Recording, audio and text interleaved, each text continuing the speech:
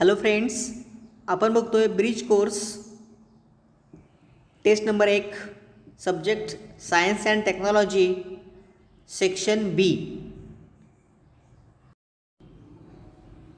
Hello friends, you are welcome back in my YouTube channel Atul Lungare. My name is Atul Lungare. आपण बघतोय bridge course इयत्ता 10वी class 10th science section 2 test number 1. बघा यामध्ये activity sheet क्रमांक 01 to 05.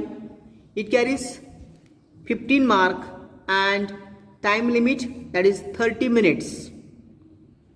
चला तर बघूया आपण.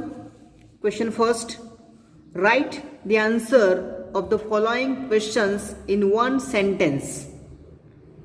It carries, that is, we have to solve any 5 and they have 5 marks.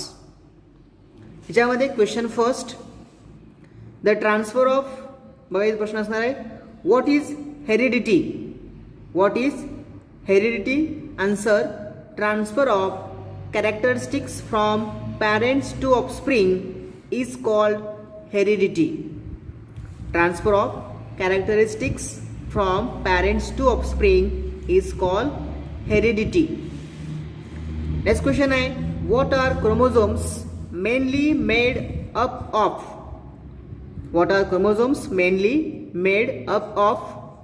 Answer, it is made up of mainly nucleic acid and protein. Nucleic acid and protein. Next question आहे, give proper names to the following chromosomes type. या ठिकाणी आम्हाला 2 diagram दिलेले आहेत. Diagram 1 and 2 त्यांची नावं लिहायची आहेत. डायग्राम 1 बघा, याचं नाव आहे मेटासेंट्रिक. मेटासेंट्रिक आणि बीचं नाव आहे सब मेटासेंट्रिक. नेक्स्ट क्वेश्चन पुढचा, what is excretion. What is excretion. Answer, removal of waste or harmful substance from the body is called excretion. Removal of waste or harmful substance from body is called excretion. Next question है, which plant waste are useful to human beings. Which plant waste are useful to human beings. Answer, tannin, resin, bark and gum. Next question आहे, write true or false. Write true or false. The process of separating the nitrogenous waste from blood with the help of this machine is called dialysis.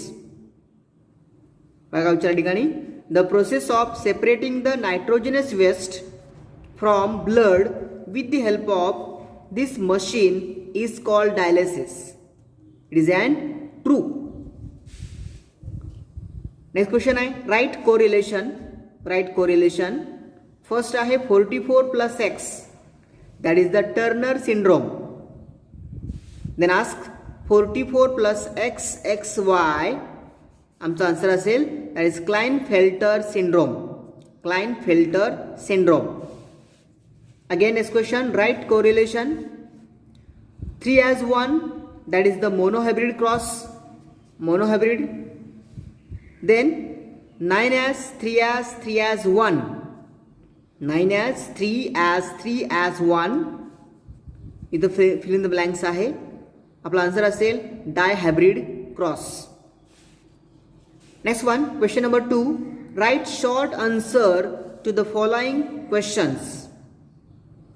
Any 5, it carries 10 mark. Each one have 2 marks. Okay.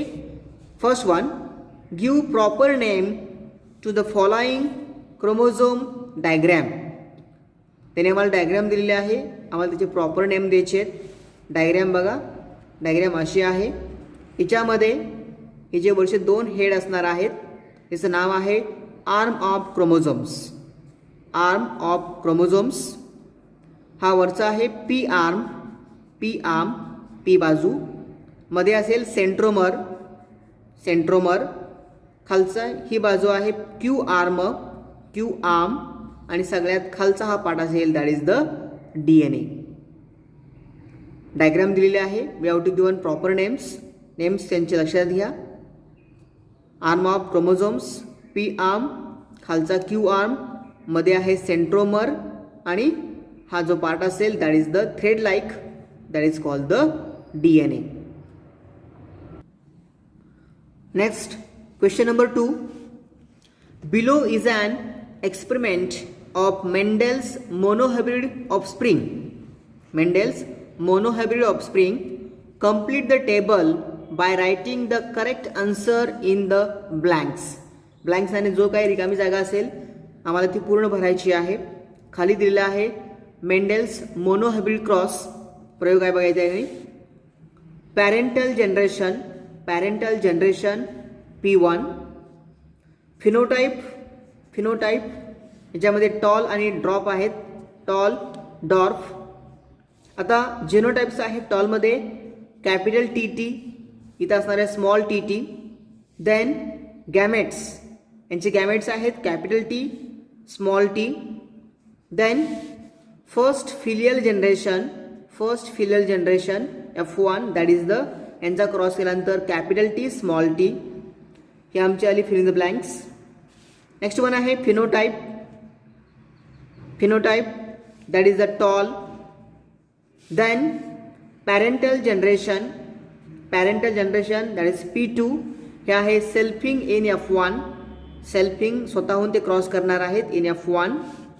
Then phenotype इथं असणार आहे tall cross with tall. Then genotype tall साठी असणार आहे capital T, small t cross with capital T, small t. Then यांचे gamete separate केले.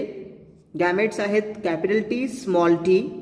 यांच्यामध्ये capital T, small t.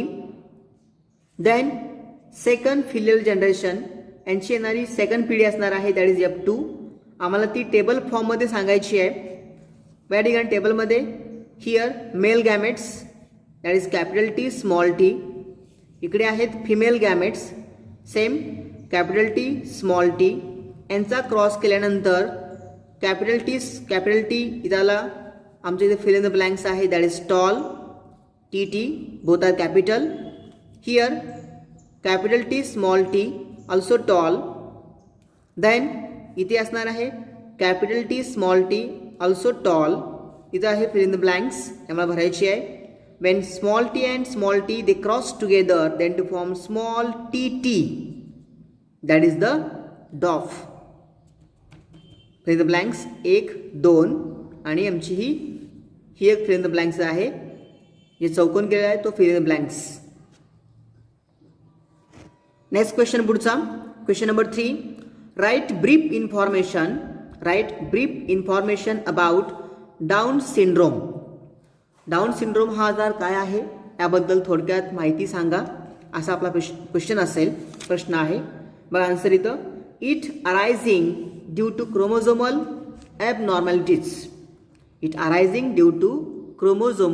ॲबनॉर्मॅलिटीज. Second one, it is first discovered and described chromosomal disorder in human beings. It is first discovered and described as chromosomal disorder in human beings. Next point आपला आहे. This disorder is characterized by the presence of 47 chromosomes. Down syndrome मध्ये काय असतात 47 chromosomes. Normally 46 असतात, याच्यामध्ये 47 आहेत. It is described as trisomy of the 21st chromosome. याच्यामध्ये एक पेअर जास्त असते, एक क्रोमोझोम जास्त आहे, दॅट इज कॉल्ड ट्रायसोमी.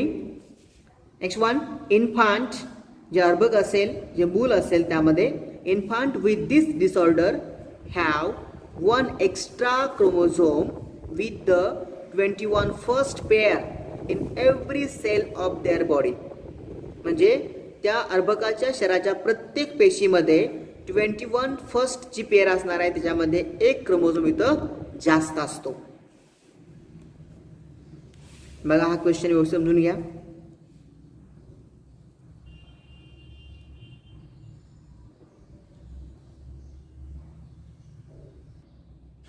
आपला नेक्स्ट क्वेश्चन पुढचा आहे. बिलो आर, बघा question, below are some of the characteristics of human beings, then classify them in dominant and recessive character. इथं आम्हाला काही कॅरेक्टर दिलेले आहेत ह्युमन बीइंग संबंधित. आम्हाला त्याचे रूपांतर करायचं आहे डॉमिनंट, प्रभावशाली, अँड रिसेसिव्ह, अप्रभावशाली कॅरेक्टर्समध्ये. आता कॅरेक्टर कोणकोणते आहेत? Rolling tongue, presence of hair on arms, non rolling tongue, black and curly hair, absence of hair on arms, attached earlobe, brown and straight hair, free earlobe. बघा तिथे कसं असणार आहे, इथे आम्हाला दोन भागात रूपांतर करायचं आहे. We have to classify them as dominant and recessive. बघा रूपांतर कसं व्हायचं. इथं डॉमिनंटमध्ये कोण कोण आहे? Dominant, rolling tongue, presence of hair on arms, black and curly hairs, free earlobe. So these are the dominant character in human beings. याच्यानंतर रिसेसिव्ह मध्ये आहेत non rolling tongue, absence of hair on arms, brown and straight hair, and attached earlobes. These are the recessive character and these are the dominant character in case of the human beings. बघूया आपण पुढचा next question आहे question 5. Identify the types of RNA given in the figures. इथं आम्हाला दोन diagram दिलेले आहेत, यांची नावं काय असतील इथं आम्हाला सांगायचं आहे. बघा डायग्राम 1चं नाव इथं आपण दिलेलं आहे. आपला आन्सर आहे that is the mRNA, M for messenger RNA ची ही डायग्राम असेल. आणि ही डायग्राम आहे that is the tRNA, T for transfer RNA. We have to label them. Next question आहे in humans which organ excrete the waste material. Question विचारला आहे in humans which organs excrete the waste material. Okay, answer आहे kidney, lungs and skin. Kidney, lungs and skin, they excrete the waste material. Last question आपला इथं असेल what is the cause of genetic disorder called albinism and write down the syndromes or symptoms of this disorder. या ठिकाणी आम्हाला question दिले कसा विचारला इथं what is the cause of genetic disorder called albinism. Albinism हा जो काय जेनेटिक डिसऑर्डर आहे तो काय असेल. And write down the symptoms, लक्षणे ऑफ दिस डिसऑर्डर. आन्सर आहे point first, our skin, eyes and hair have colour due to brown pigments that is called melanin. या ठिकाणी आपल्या बॉडीमध्ये आपली स्किन असेल, आईज अँड हेअर यांना जो रंग प्राप्त झालेला आहे ब्राऊन कलरचा, त्याला कारणीभूत कोण असेल? आपल्या बॉडीतलं जे काही ब्राऊन पिगमेंट्स असतं that is called the melanin. Second point आहे इन दिस डिसऑर्डर और इन दिस डिसीज, जो काही अल्बिनिझम नावाचा डिसीज असणार आहे, अल्बिनिझम याच्यामध्ये disease the body can not produce melanin. Body can not produce melanin नावाचं पिगमेंट्स तयार करू शकत नाही. So the skin become pale, hair are white and eyes are usually pink. Due to absence of melanin pigments in the retina and sclera. बघा असणार आहे the skin become pale, hairs are white and eyes are usually pink due to absence of melanin pigments in the retina and sclera. Okay, thank you friends. इथं आपण थांबूया. बघा, जर तुम्हाला आवडला असेल तर प्लीज लाईक करा, आपल्या मित्रांना हा व्हिडिओ शेअर करा अँड आपण जर नवीन असाल तर चॅनलला सबस्क्राईब करा. आपण भेटूया पुढच्या चाचणीमध्ये. Bye bye.